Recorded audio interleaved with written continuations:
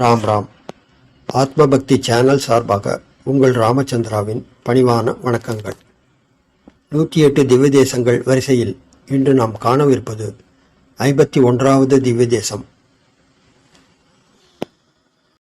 திருவெக்கா என்று அழைக்கப்படும் ஸ்ரீ யதோக்தகாரி பெருமாள் கோவில். இக்கோவில் சொன்ன வண்ணம் செய்த பெருமாள் கோவில் என்று தமிழில் அழைக்கப்படுகிறது. இக்கோவில் காஞ்சிபுரத்தில் ஸ்ரீ வரதராஜ சுவாமி கோவிலிலிருந்து சுமார் 2 கிலோமீட்டர் தொலைவில் அமைந்துள்ளது.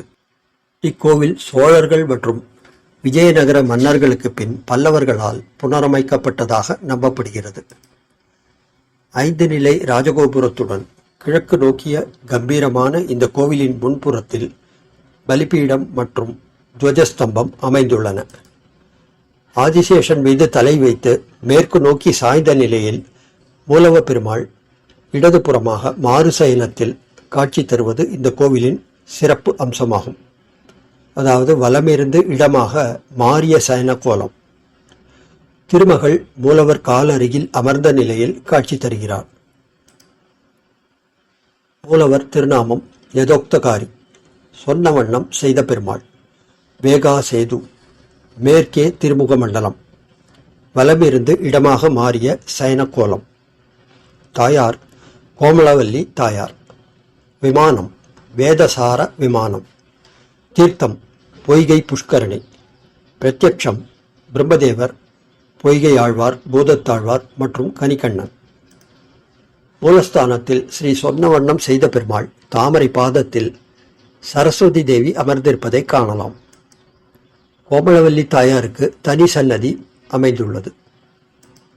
இக்கோவிலில் மற்ற சன்னதிகள் ஸ்ரீராமர், சீதை, அனுமன், நாகர்கள், ஆண்டாள், பொய்கையாழ்வார், பிள்ளை லோகாச்சாரியார் ஆகியோர்களுக்கு உபசன்னதிகளுடன் அமைந்துள்ளன. திருவெக்கா பெயர் காரணம். இந்த இடம் வேகா சேது என்ற பெருமாளின் பெயராலேயே அழைக்கப்படுகிறது. சேது என்றால் அணை. வேகவதி அணை வெக்கணை, வெக்கா என்று மருவியது. இத்திருத்தலம் திருவெக்கா அல்லது யதோக்தகாரி பெருமாள் கோவில் என்று அழைக்கப்படுகிறது. வேகவதி நதி திருவெக்கா என்று அழைக்கப்படுவதால் இக்கோவிலும் திருவெக்கா கோவில் என்று அழைக்கப்படுகிறது. இந்த கோவில் சின்ன காஞ்சிபுரம் அல்லது விஷ்ணு காஞ்சியில் அமைந்துள்ளது. மேலும் இது காஞ்சிபுரத்தில் உள்ள ஸ்ரீ வரதராஜ பெருமாள் கோவிலுக்கு பிறகு மிகப்பெரிய கோவில்களில் ஒன்றாகும். இத்தலத்தின் சிறப்புகள். இந்த கோவிலின் புஷ்கரணியில்தான் பொய்கை ஆழ்வார் பிறந்தார்.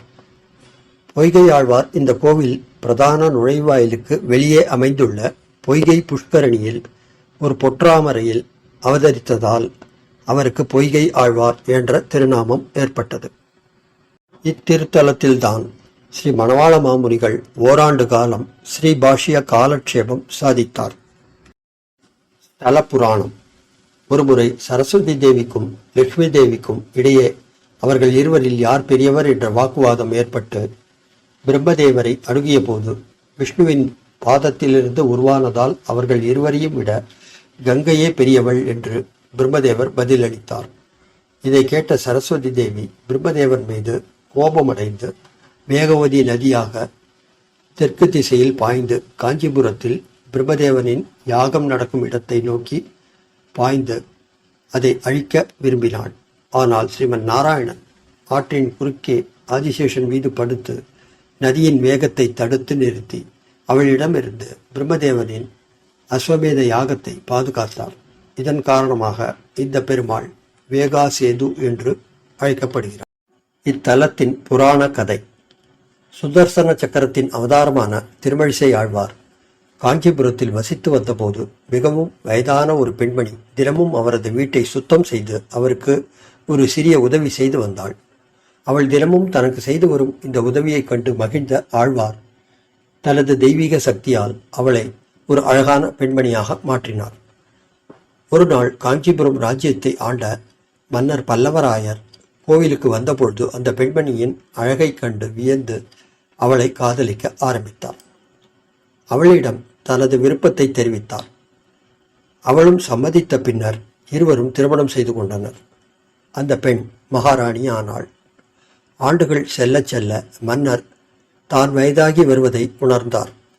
ஆனால் ராணி மட்டும் இளமையாக இருப்பதை கவனித்தார். அவளுடைய இளமையின் ரகசியம் பற்றி மன்னர் அவளிடமே கேட்டார். ஆழ்வாரின் தெய்வீக சக்தியை பற்றி அவள் மன்னரிடம் விளக்கினாள். ஒரு வயதான பெண்மணி அழகான பெண்ணாக மாறிய ரகசியத்தை கேள்விப்பட்ட மன்னர் தானும் என்றென்றும் இளமையாக இருக்க விரும்பி திருமழிசை ஆழ்வாரை சந்திக்க ஆவலுடன் இருந்தார். திருமழிசை ஆழ்வாரின் சிறந்த சீடரான கணிகண்ணன் தனது குருவுக்கு உதவி செய்து அவரது போதனைகளை பின்பற்றி வந்தார். மன்னர் கணிகண்ணனை அழைத்து திருமழிசை ஆழ்வார் தனது அரண்மனைக்கு வந்து தன்னை புகழ்ந்து ஒரு பாடல் பாட வேண்டும் என்று அவர் விரும்புவதாக கேட்டுக்கொண்டார்.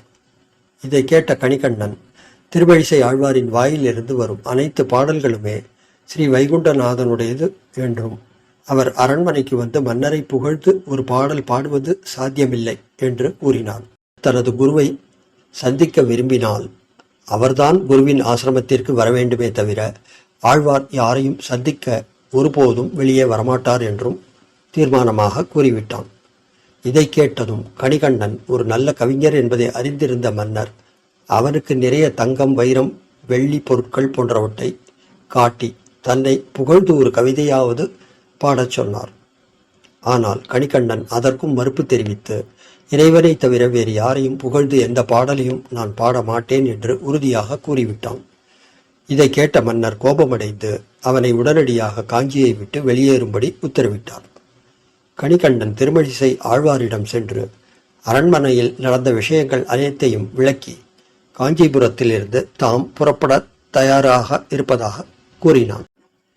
கணிகண்ணனின் மன வருத்தத்தை அறிந்த அவரது குரு திருமழிசை ஆழ்வாரும் மிகவும் வருத்தப்பட்டு கணிகண்ணனிடம் தனக்கும் காஞ்சிபுரத்தில் வசிக்க விருப்பமில்லை என்று கூறினார். காஞ்சிபுரத்திலிருந்து இருவரும் புறப்பட தயாரான பொழுது கணிகண்ணன் யதோக்தகாரி பெருமாளின் மீது ஒரு பாடலை பாடியதும் திருமழிசை ஆழ்வாரும் கணிகண்ணன் போகின்றான், காமரு பூங்கச்சி மணிவண்ணா நீ கிடக்க வேண்டா, துடிவுடைய சென்னா புலவனும் செல்கின்றேன், நீயும் ஒன்றன் பை நாக பாய்ச்சுருட்டி கொள். இதன் பொருள் கணிகண்ணன் காஞ்சிபுரத்தை விட்டு செல்கின்றான், அதனால் நானும் திருமழிசை ஆழ்வாராகிய நானும் செல்கின்றேன். மணிவண்ணனே, திருமாலே, நீ மட்டும் இங்கே இருக்க வேண்டாம், நீயும் உன் பாம்பு பாயை சுருட்டி கொண்டு என்னுடன் வந்துவிடு என்று அவர் கூறுவதாக அர்த்தம். ஆழ்வார் நானும் போகிறேன் பெருமாளே நீயும் கிளம்பு என பாடியதால் திருமால் உடனே தம் பாம்பு படுக்கையை சுருட்டி கொண்டு திருவெக்கா காஞ்சியை விட்டு வெளியேறினார். பின்னர் ஊர் மக்கள் அனைவரும் அவர்களை பின்தொடர்ந்து காஞ்சிக்கு வெளியே ஒரு இரவு முழுவதும் தங்கினர். பெருமாள், திருமழிசை ஆழ்வார், கணிகண்ணன் ஆகிய 3 பேரும் ஒரு ராத்திரி முழுவதும் பாலாற்றங்கரையில் தங்கிய அந்த இடம் ஓர் இரவு இருக்கை, அதாவது ஒரு இரவு வசிக்கும் இடம் ஓர் இருக்கை என்று அழைக்கப்படுகிறது. அந்த பெயர் சிதைந்து இப்பொழுது ஓரிக்கை என்று அழைக்கப்படுகிறது. பின்னர் ஊர் முழுவதும் இருண்டு போக பயந்து போன மன்னன் மறுநாள் காலை தனது தவறை உணர்ந்து ஆழ்வாரிடம் சென்று மன்னிப்பு கேட்டான். திருமழிசை ஆழ்வார் மன்னர் மிகவும் வருந்தியதாக உணர்ந்து காஞ்சிபுரம் திரும்ப முடிவு செய்தார். பின்னர் கணிகண்ணனும் தனது குருவை பின்தொடர்ந்தான். காஞ்சிபுரத்திலிருந்து பெருமாளும் பாம்பு படுக்கையுடன் ஆழ்வார் மற்றும் கணிகண்ணனை தொடர்ந்தனர். பிறகு திருமழிசை ஆழ்வார் கணிகண்டன் போக்கொழிந்தான், நீயும் உன்றன் பை நாக பாய் விரித்துக்கொள் என பாடி இறைவனை மீண்டும் படுக்கச் செய்தார்.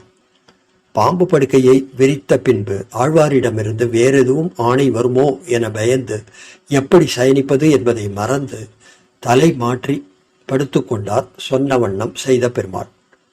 காஞ்சிபுரத்தில் திருவெக்கா கோவிலில் வலமிருந்து இடமாக மாறிய இப்பெருமாள் தமது ஆதிசேஷ சயன கோலத்தில் சேவை சாதிக்கிறார்.